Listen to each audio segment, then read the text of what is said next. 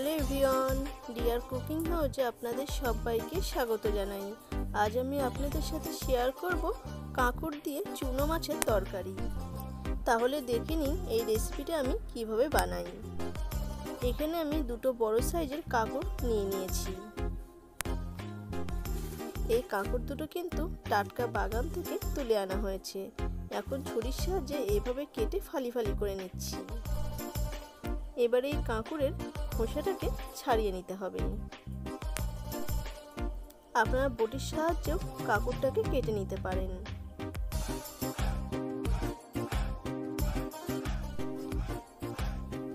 এখন কাঁকড়টাকে ছুরির সাহায্যে টুকরো টুকরো করে কেটে নিতে হবে। এই কাঁকড় দিয়ে আপনারা যে কোনো নিরামিষ রান্নাও করতে পারেন। এই কাঁকড়গুলো যখন জালি থাকে তখন শসার মতো খাওয়া যায়, খেতে খুবই ভালো লাগে। কাঁকড়গুলোকে ঠিক একইভাবে চৌকো চৌকো টুকরো করে কেটে নিতে হবে। খুব ভালোভাবে কেটে ধুয়ে নিয়েছি, আর তার সাথে নিয়েছি দুটো আলুগুলোকেও চৌকো করে কেটে নিয়েছি। এখন মূল রান্নাটা শুরু করব। কড়াই বসিয়ে রান্না করার জন্য দিয়ে দিচ্ছি সরষের তেল। তেলটাকে খুব ভালো করে গরম করে নিয়েছি। এখন চুনো মাছগুলোকে ভেজে নেব। এখানে আমি 150 গ্রাম মৌটি মাছ খুব ভালো করে কেটে ধুয়ে পরিষ্কার করে নিয়েছি। এখন তেলের মধ্যে দিয়ে ভেজে নেব। দিয়ে দিচ্ছি 1 চামচ লবণ, হলুদ গুঁড়ো। লবণ হলুদটাকে মাছের সাথে নাড়াচাড়া করে মিশিয়ে নিতে হবে।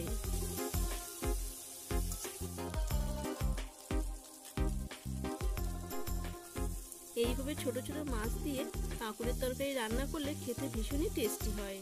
মাছগুলোর এক পিঠ লাল করে ভাজা হয়ে গেছে, অপর পিঠ উল্টে দিচ্ছি।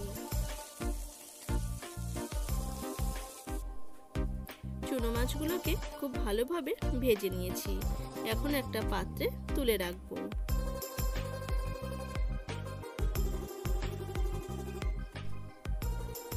মাছ ভাজার ওই তেলেই দিয়ে দিচ্ছি আরো একটু সরষের তেল। তেলের মধ্যে দিয়ে দিলাম একটা তেজপাতা, শুকনো লঙ্কা,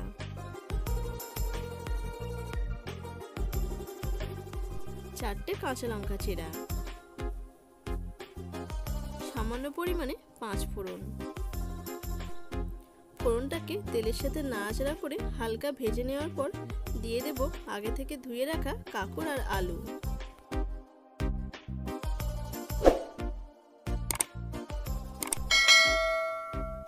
ফোড়নের সাথে নাড়াচাড়া করে একবার মিশিয়ে নেব।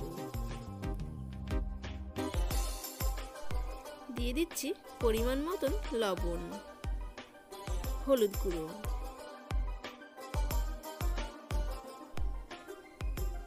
লবণ আর হলুদ গুঁড়োটাকে কাঁকড়ের সাথে নাড়াচাড়া করে মিশিয়ে নিতে হবে।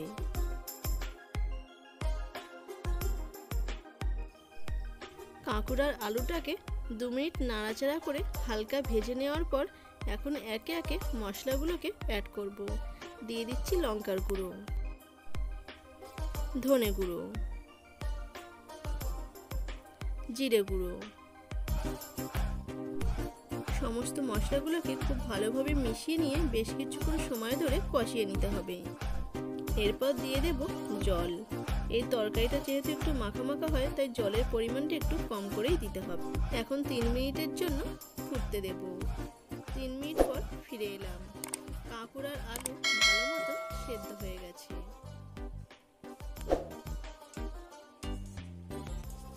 এখন দিয়ে দিতে হবে আগে থেকে ভেজে রাখা চুনো মাছ। দিয়ে দিচ্ছি সামান্য পরিমাণে একটু চিনি, তাহলে টেস্টটা বেশ ভালো হয়।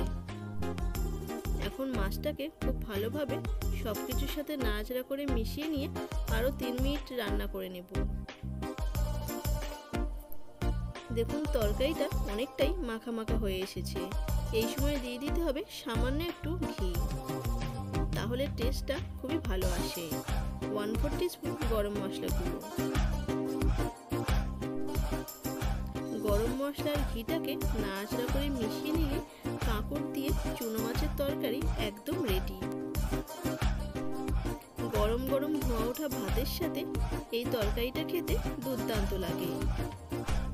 আমার আজকের এই ভিডিওটি যদি আপনাদের ভালো লেগে থাকে তাহলে অবশ্যই লাইক, শেয়ার এবং সাবস্ক্রাইব করবেন আমার চ্যানেলটিকে।